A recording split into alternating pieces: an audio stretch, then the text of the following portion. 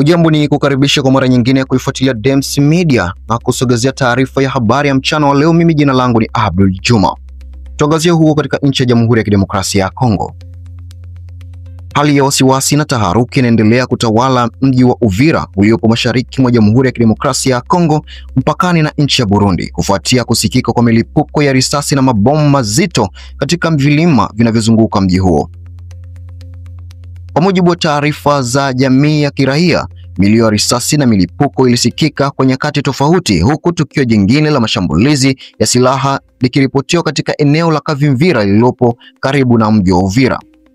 Mapigano hayo yanahusisha majeshi ya serikali ya Jamhuri ya Kidemokrasia ya Kongo FARDC dhidi ya waasi wa M23 ambao wamekuwa wakiongeza mashambulizi yao katika maeneo kadhaa ya mkoa wa Kivu Kusini. Hali hii imezua hofu kubwa miongoni mwa wakazi wa Uvira, wengi wao wakihofia kuendelea kwa mapigano hadi ndani ya mji. Wakati huo huo, hali ya usalama katika maeneo ya Luvungi na Sange yaliyopo katika eneo la Ruzizi inaendelea kuzorota kwa kasi. Ripoti zinaeleza kuwa Luvungi tayari imeangukia mikononi mwa waasi wa M23, jambo linalosababisha maelfu ya raia kuyahama makazi yao na kuelekea maeneo yanayoonekana kuwa salama zaidi, ikiwemo Sange na mji wa Uvira. Hata hivyo, matumaini ya usalama wa wakimbizi hao yameendelea kufifia baada ya eneo la Sange nalo kuripotiwa kushuhudia mapigano makali, hali inayosababisha ongezeko la hofu na mkanganyiko miongoni mwa wakazi na wakimbizi wa ndani.